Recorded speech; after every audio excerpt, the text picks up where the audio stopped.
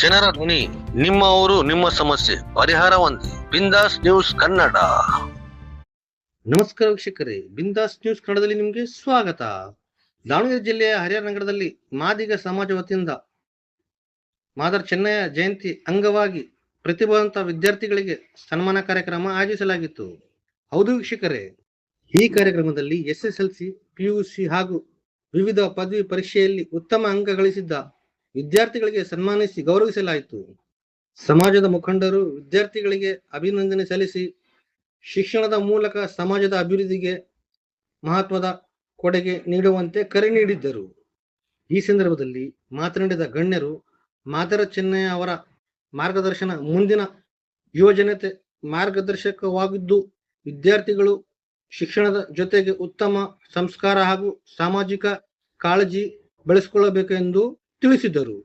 ಈ ಕಾರ್ಯಕ್ರಮದ ಅಧ್ಯಕ್ಷತೆಯನ್ನು ಅನಂತಪ್ಪ ಅವರು ವಹಿಸಿದ್ದರು. ಮುಖ್ಯ ಅತಿಥಿಗಳಾಗಿ ಹರಿಹರ ತಾಲೂಕಿನ ಶಾಸಕರಾದ BP ಹರೀಶ್, ಕರ್ನಾಟಕ ರಾಜ್ಯ ಸರ್ಕಾರದ ಮರಾಠ ನಿಗಮ ಅಧ್ಯಕ್ಷರಾದ ಮರುಜಿರಾವ್, ಮಾಜಿ ಶಾಸಕರಾದ S ರಾಮಪ್ಪ, ಶ್ರೀನಿವಾಸ್ ನಂದಿಗಾವಿ, ನಿವೃತ್ತ DYSP ರುದ್ರಮಣಿ, ನಿವೃತ್ತ ಸರ್ಕಾರಿ ಅಧಿಕಾರಿಗಳಿಗೆ ಭೂಮೇಶ್, ದೊಡ್ಡ ಅಧ್ಯಕ್ಷ ದಿನೇಶ್ ಶೆಟ್ಟಿ, ಕಾಂಗ್ರೆಸ್ ಮುಖಂಡ CN ಹುಲ್ಗೇಶಿ, ನಿಖಿಲ್ ಕೊಂಡಜ್ಜಿ, ಹಾಲೇಜ್ಗೌಡ, ಪತ್ರಕರ್ತರ ಸಂಘದ ಅಧ್ಯಕ್ಷರಾದ H Sudhakar, D Hanumanthappa, LB Hanumanthappa ಸೇರಿದಂತೆ ಇನ್ನೂ ಅನೇಕ ಗಣ್ಯರು ಹಾಗೂ ಸಮಾಜದ ಮುಖಂಡರು ಉಪಸ್ಥಿತರಿದ್ದರು.